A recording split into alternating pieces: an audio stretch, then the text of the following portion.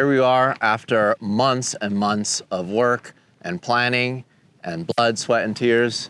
The G16 3-cylinder turbo all-wheel drive GR86 Toyota SEMA car is done. And my good friend Gordon is here to walk us through this project. This was his brainchild. This is his project from the beginning. We have such a long history of working together. We'll dig into that a little more. There's just so much to unpack because I'm just so floored. The moment that we pulled this out of the trailer, I didn't have a chance to see this at all with the full livery and it sitting on all four with all the correct wheels and tires. This is my first time seeing it legitimately in the flesh and I'm speechless. It's just so good looking. It really does have that heritage look and feel. Let's just start from the beginning. What was the whole idea? I know you have an affinity towards rally cars.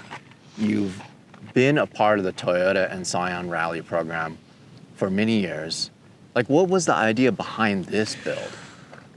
I can't take that much credit on that, to be honest. The whole concept of this build really came down from the GR team. I'm just really happy that they thought about me. They're like, they wanted to do this build, the whole conversion, the all-wheel drive and the 86 platform. And that was their idea, and then they gave me a ring and they said, what do you think about this? Can you help us make this happen? And really, I stepped in and really essentially just the project manager and seeing how we can start and finish and get to the point that we are now so the car could debut at SEMA, fortunately working in all the ways that we needed to work. And so here we are. Like, I'm just ecstatic just as much as you are, Larry. It's great. I want to say hopefully some of my rally background came into play with this. This is clearly a homage to the classic early 90s WRC Toyota rally car, a Celica rally car that just killed it, won multiple championships. Delivery obviously speaks to that. And you're right, I mean, I did rally for the Scion team for a good 7+ years on the road in Rally America. And that was a lot of fun and a really good experience. So it's funny how that kind of happened. So yeah, maybe all those factors came into play. So that's why I'm here and here we are. I'm so happy that this project came out the way it did. Yeah, so you're one of the few people that has been a part of any Toyota rally team in the US. So I don't know, did any of your experience apply to a build like this? There was a lot of details as far as the build, sort of, I guess, the look. A lot of the things that we did more recently at Scion was a little bit more progressive, the way that brand was. We really went out of the box. And authenticity, I'm assuming, for it being a functional vehicle. Yeah, they really wanted it to, you know, all the rules are out there. FIA rules of how to build the car, how the cage needs to be, etc. The look was simple. We had to emulate this classic look, which was easy. I think the most difficult part was making sure the conversion and getting an all-wheel drive was the most challenging thing. Everything else, even though there is some experience on the rally side, there's a rule book. We can follow the rule book and make sure it's up to spec, and it pretty much is. And this is a tarmac spec, so that's why you have the larger diameter wheels and the tarmac tires and not the knobby tires. Some of my experience came into play, but really a lot of that information is out there. So I think most of my experience on building and getting the project completed and ready to go is probably most of the expertise I really leaned on. So let's just break into it. There's just so many little things that I haven't seen yet, and I'm just so blown away at how good it looks. Okay, so we have the Speedline wheels on it, mounted. This is all functional. You drove it off the trailer. You will do a little bit of driving today. I understand that we don't want to push it too much because we don't want to damage it before the show. But this will eventually see dirt, and I'm assuming some tarmac rally of some sort, maybe some kind of demonstration, hopefully. That would be phenomenal. I think that there's a lot of backstory and a lot of purpose I want to say the GR team has about this. Unfortunately, a lot of that information wasn't really shared with me as far as the life of this vehicle afterwards. I think that there could be some messaging. Definitely they're excited about something. I think that without a doubt, its debut at SEMA, us being driving it here and showing that it is capable of what it was meant to do is going to hopefully solidify some ideas back there in corporate about what it could and potentially do after this. But here we are. The goal was to make sure it's up and running and ready to go at SEMA, and that's really where sort of the project ends for us. So let's talk about the tires. This is something that is so interesting. I've never seen this in the US. These Michelin, these are our tarmac spec tire. I understand also that this was very difficult to get in the US. This is not something that's widely available. Yeah, that was an interesting challenge. I guess you could say, being back in the rally days, we spoke to a lot of rally-specific shops who still carry a lot of rally parts, especially tires. And all across the United States, no one had this spec, was willing to help us get it. It was just difficult and pretty frustrating. I guess the reality is rally is not a huge sport in America, even though there is a US series. We had to go international. We had to find these tires in the UK, convince them that we wanted to use it and let us purchase it, have it shipped over. There was some custom issues. The funny thing, this was the last thing that we got to complete this car. We literally got these tires a week and a half, 2 weeks ago. Was the last missing element to this build, and so happy it came here in time. So yeah. Let's talk about the brakes. First time me seeing the brakes on here. What is this setup? The front hub was taken from the actual GR Corolla. This is a caliper and rotor set that you can find on a GR Corolla. We obviously beautified it and had the calipers branded and painted. So that is what you would find on a normal GR Corolla. The conversion had to come over, so we're running the GR engine, so that's just what was needed. What we'll see in the rear is still the GR86. Right, and you refinished them to make them match. Yeah, correct. This specific, or you can find, there's some GR86 editions that come with a Brembo upgrade kit, and so we are still running it, but we rebranded it so it would match correctly. So square setup, 235, 40, 18. I really love the meaty look. So much tire, and I almost feel like this is probably the biggest you can go without rubbing really bad, huh? There is a lot of, this is a tarmac spec, so you'll see it sit maybe a little bit lower than you normally find some rally race cars, but that's just how they are, especially when they're on the tarmac stages. There's more travel, so it would lift more. When most rally cars, when they're going on off-road stages, you're running a 15, much more knobbier tires, so. I absolutely love how much you cleaned this up.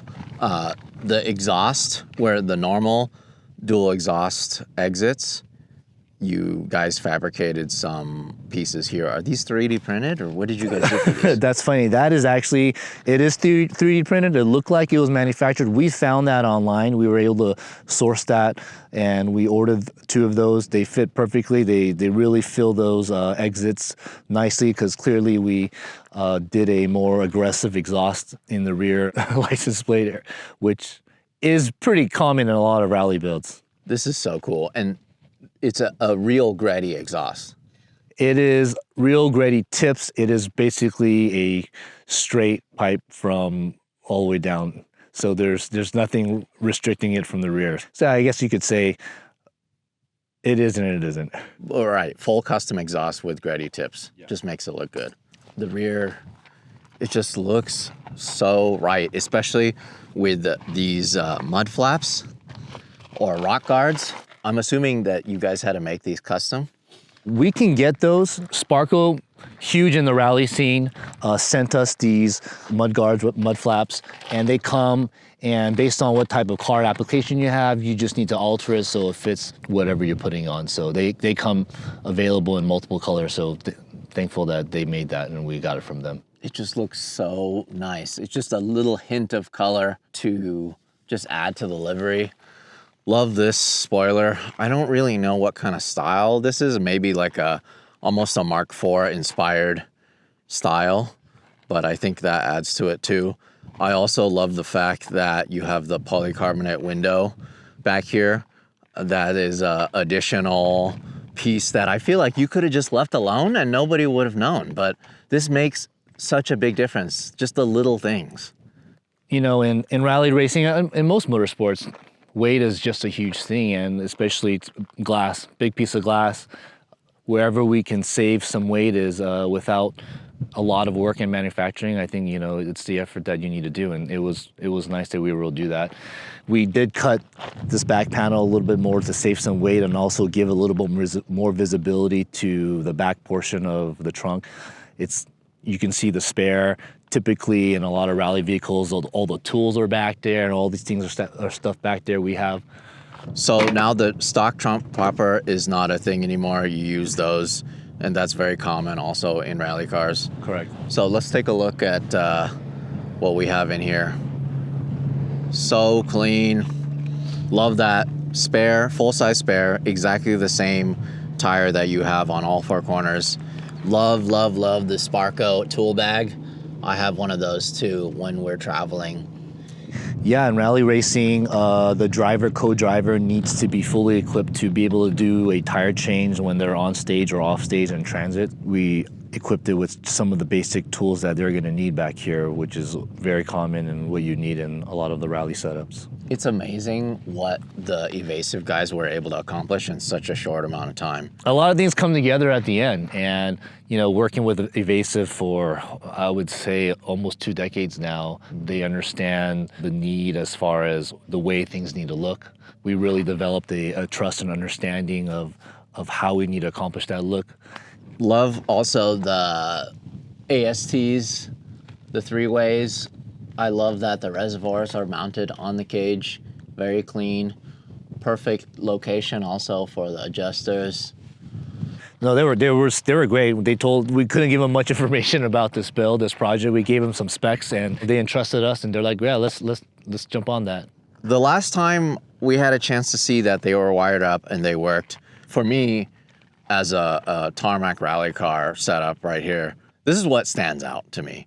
Like, I could see this being on stage at WRC in Rally Mexico, like Guanajuato, you know, driving through the tunnels, needing the lights to see where you're going. So cool. Not many other things out there really just scream rally other than the light pods. And it's a really old school setup. Back in the day when we were racing, we started with an old school setup, and then we even evolved and integrated some really cool HID, sort of what you see very popular in the trophy trucks and whatnot, these super high intensity bulbs. But the GR team, that we want that classic old school look. We want that light pod, and we found one that looked and fit this build really well. So this wasn't even meant for a GR86, from my understanding. It's not. It definitely was meant for another model, another application. So we did some minor modifications, some body work, just so it could fit a little bit nicer on here. But it looks like it kind of was. It matches perfect, honestly. There's even just like a relief here for the headlight, and also it almost continues that hood line here. Oh, I see that. There's like a hard hood line, and it just continues it. I think it's so cool. From the front, I see that there is some sort of cooler. Is that an oil cooler? Yep, we got a Grady oil cooler, Grady intercooler back there. Thank you for them. It's a universal. We obviously had to do some modifications to make it work, but yep.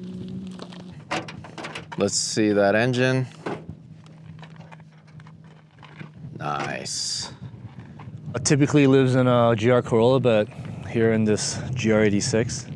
You know, I do have to say, Chris Eimer at Eimer Engineering and also the Evasive crew absolutely killed it in every single way. This looks so stock. It looks right. I mean, it looks like it's just supposed to come with this. It has the stock battery still. Really like how the reservoirs are mounted right here on the shock towers. Stock airbox even. Yeah, the GR team really wanted to, I guess, really emulate how it would maybe possibly come from the factory. For me, it's cool. It's one thing to see this in the desert as a fully functioning car, but we saw this as a bare chassis not long ago.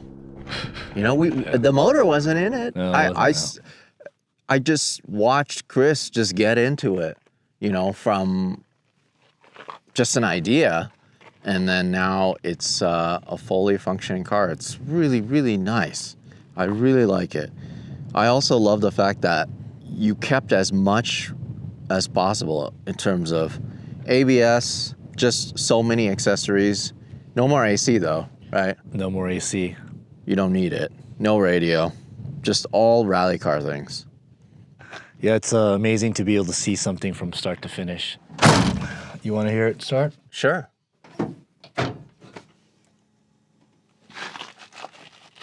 So you gotta turn the fuel pump on? Yep.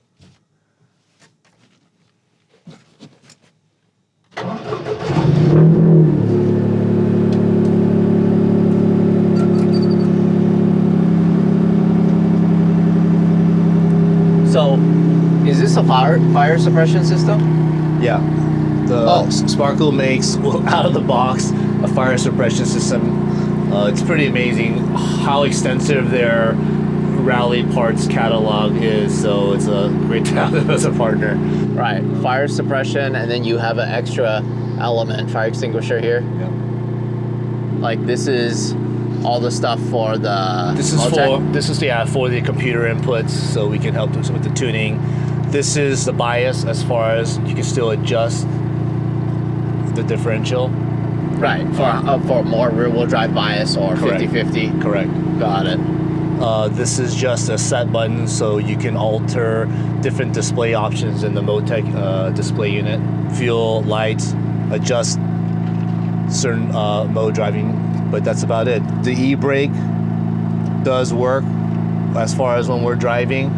It'll disengage the differential, so you can do some sliding if you need. Do any of the buttons on the steering wheel work yet? Not yet, no. But it's there for options, I'm sure, in the future. But no, right now, this is just aesthetics. I absolutely love the door panels, the windows. All of this really screams rally machine. Even just like this tiniest little details, the cage, work, everything. It came together so good. I love the mirrors too. I know Evasive makes these. Yeah. These are like one-piece CNC'd aluminum mirrors plus a carbon fiber actual mirror. So cool. So much better for aerodynamics. So then, do you know how many, off the top of your head, maybe this might be hard for you, how many SEMA cars you've built and which one this one is? I can't say I do. I want to say this is, I'm definitely in the maybe 25, 30s. That's a huge range. It is. I can say, and I'm very appreciative, this is my only second time I've built a SEMA vehicle for Toyota. Ironically, the first project vehicle for Toyota built was a Prius, which was phenomenal. I actually had so much more fun than I thought it was going to be, but it was great. And this is my second one. Yeah, because you've done a lot of stuff for the Lexus side as well. I have. Over the years, I've built a lot of Lexus vehicles. I have dabbled in some of the other manufacturers, not as much as I have with Lexus, and happy to be building a Toyota vehicle this year. So, yeah, and this vehicle's going to be in Toyota's booth at SEMA, and that's where you can find it. I think after that, it's going to go to some other events, hopefully. Yeah, no, I can't wait. I also really like how clean it is in that there's no other sponsor logos. It's just Toyota, and it's just the bare essence of the livery. I really, really like that. I think that's so, it's just clean, but it's busy, if that makes any sense at all. Yeah, just more credit to them. It's this look is everything was really what they wanted. They gave me this look. They look at the livery. We came together with what the final pieces were, and this is how they wanted it to be. Honestly, it looks exactly like the rendering. Yeah, the rendering, and you'll see more about it. We had a good friend John Sabal came and got all the information for us, so it came up with the rendering, and it does. Exactly. So stoked on this project. So stoked to be able to tell the story about this. Loved being able to shoot the stills, shoot the video, bring it to you guys. Hopefully, if you guys make it to the SEMA show, go by the Toyota booth and check out this car in person. Other than that, I appreciate you guys watching. As always, I never, ever, ever ask for you guys to subscribe, but I would love to hit 1 million subscribers. sooner than later. So if you guys enjoy what we're doing here on this channel, please subscribe so you can see more of this awesome content.